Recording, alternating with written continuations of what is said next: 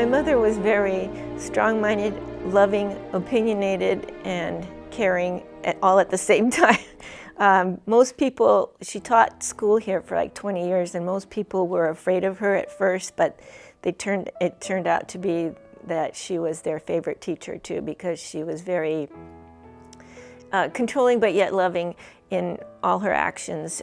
She didn't show affection as most parents in hugging and kissing, but she showed us by giving us presents and doing things in our behalf. She was very kind-hearted, very strict and stern. She was a teacher for many, many years, and so she really liked her teaching students, and she actually taught me and my sister too. And she had really good values, really strong woman. Scenes on the Austro-Hungarian border measure the scope of Hungary's anti-red revolt. West Hungary is rebel-controlled. From the uniforms of border guards, from the flags, the red star has been ripped. The hated symbol of communism is effaced wherever found. Well, in the November of 1956, I was 9 months old. The story that my mom always told me was that she was on the Pest side of Budapest, and my dad and my sister was on the Buda side of Budapest. My mom was shopping, and when the fighting broke out, there was basically a random gunfire all around the city. And so my mom had to go across the bridge, and she said when she went across the bridge, she had to kind of get down with me, the 9-month-old, in her hand, and hope that there's no stray bullet that hits her. So she had to kind of almost crawl over the bridge to get over to the other side of the bridge to get back and reunited with my father and my sister. And there was a tank at the end of our street. They were trying to get the tank up the street towards the cathedral, the basilica, and the Fisherman's Bastion, and they soaped the road down so they wouldn't be able to go up the road. And that was right in front of our house. So it was kind of interesting. We were watching from the window. And then shortly afterwards, they decided that there was a very, very bleak future in Hungary, so it was time to get out. Because of me meeting a neighbor that had a car, we escaped using his car because he was a doctor, and we had my mom made a red cross on the top of the car with her red robe. When we got to the border, Hungarian soldiers opened the doors, grabbed us kids out of the car, and panicked my parents because they didn't know what was going on. And the car finally died for the last time right before the border, and they had to push the car across the border. That they wanted to make sure that I was very quiet and good-mannered, especially at the border and crossing and all that sort of thing too. So my mom said she used lots of sugar on the pacifier to make sure I'm just using the pacifier and being very quiet. And we stayed with a principal and his wife, who's also a teacher, the first night, and then went to Austria the next day and stayed with the nuns. And my brother got really sick, and they put him in the hospital there.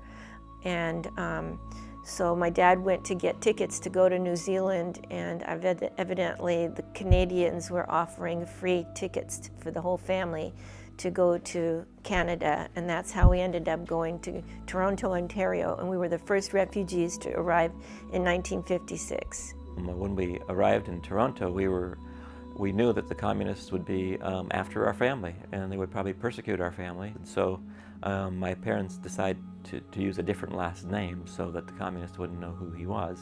And because my father's hair was black, they called themselves the Fekete family, with Fekete meaning black, so we were the black family for several weeks. I think most of her problems were emotionally leaving Hungary because she didn't want to leave her family and her belongings.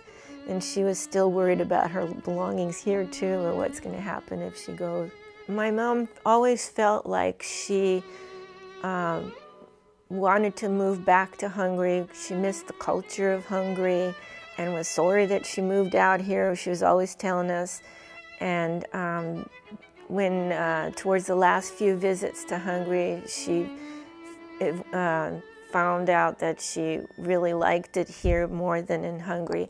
But her whole life, she lived her life as someone without a country. She was kind of stuck between the old traditional Hungary and America, and she wasn't happy here and she wasn't happy there. When they decided to make this huge decision, especially with two young kids. It was just inherent for them to work really, really, really hard to always be able to provide for us everything they could possibly provide for us. And I think that's probably the main thing that affected my life. Plus, the other part of it is just the cultural aspect of growing up bilingual and in a culture where we both accepted the American culture, because we moved to America when I was almost 6 years old into Washington State, and the Hungarian culture, which was very, very important to us still to this day. Oh, she influenced us a lot. It's so to the point where now that she's gone, it's really hard to live life because she controlled us so much. And when she told us something, it just went in one ear and out the other, because she was constantly so controlling and dictating and telling us what to do all the time that it was hard for us to make our own decisions. And the last few months that I was with her before she died, she would come, I'd go over there and she said, "Don't help me do anything, just sit down, let me talk to you." And she'd sit and tell me about all the family members and what she did. It's like she knew she was going to die. But she just enjoyed sitting down and talking the last couple months, more so than before. It was like taking over her role, and it was hard to do that. She always, both my dad and my mom tried to make sure that we had everything that we wanted, and they always felt that we didn't get everything, that we were lacking in something, and we never felt like that. She influenced me to do the right things for the right reasons. That family is really important. She tried influencing me with cooking, but I wasn't having it because she was really into cooking, but she was really family-oriented, so family's important. Okay, so my mother influenced me in a few different ways. Religion was very important to her, and it's turned out to be very important to me too. And especially the religious traditions that the Hungarians have was passed on to me, and I'm following those traditions to this day. And then, of course, the last thing is family. Her family was extremely important. It's just, she was always there. She's really missed, and we all loved her very much, and she'll never be forgotten.